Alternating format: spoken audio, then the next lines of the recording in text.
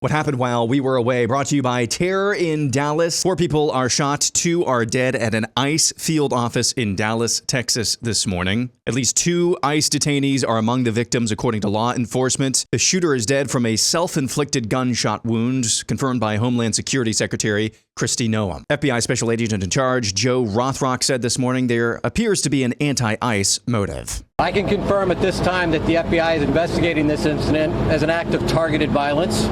It is unfortunately just the most recent example. What I can also share with you is that early evidence that we've seen from rounds that were found near the suspected shooter contain messages that are anti-ICE in nature. It's at least the second attack on Texas ICE facilities in the last few months after Antifa staged an attack at the Alvarado detention facility in July.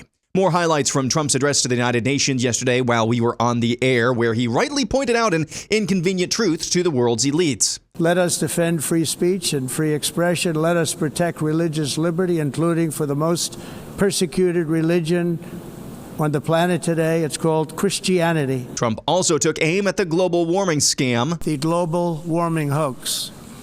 The entire globalist concept of asking successful industrialized nations to inflict pain on themselves and radically disrupt their entire societies must be rejected completely and totally, and it must be immediate. Would-be Trump assassin number 2 Ryan Ruth was found guilty by a Florida jury on all counts he was charged with after he gained access to Trump's golf course in Florida last summer, armed with firearms. Once the guilty verdict was read, Ruth allegedly tried to stab himself in the neck with a pen but was unsuccessful.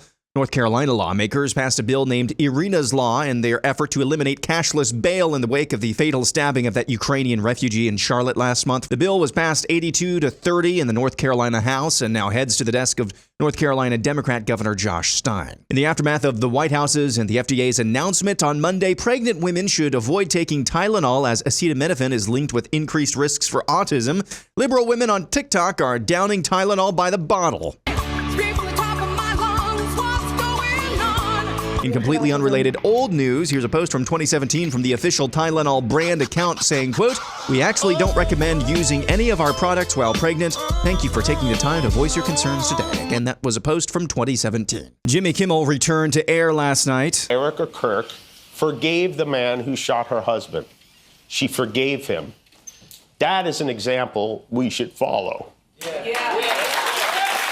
If you believe in the teachings of Jesus as I do. You sure about that? You sure about that? Kamala Harris is kicking off her book tour for Stop Rachel Maddow's show, where she was asked why she's a raging homophobe. You're the first woman elected vice president. You're a black woman and a South Asian woman elected to that high office, very nearly elected president. To say that he couldn't be on the ticket effectively because he was gay is hard to hear. No. That's not what I said. That he couldn't be on the ticket because he is gay.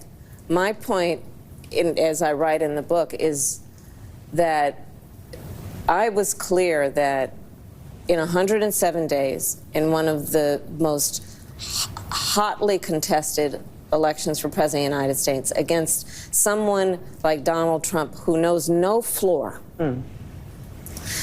to be a black woman running for President of the United States and as a vice presidential running mate, a gay man, with the stakes being so high, it made me very sad, but I also realized it would be a real risk. And finally, epic rap battles of theological history. Here's Charles Spurgeon versus Jonathan Edwards. I love my Presbyterian brothers, got respect for the name. But on infant baptism, man, it ain't the same. Let's open the word. The covenant's fulfilled and Christ is refined. New birth, not your lineage, that's the new covenant sign. Romans 6, buried, risen, faith on display. You quote Acts 2, but you cut out the core. The promise to your children, that's what it's for. Not just you, not just me, but a household call. When the Spirit breaks in, he's claiming it all. Watch that entire and hilarious video on YouTube. Reformed and Dangerous is the account that came up with that. And that's what happened while we were away.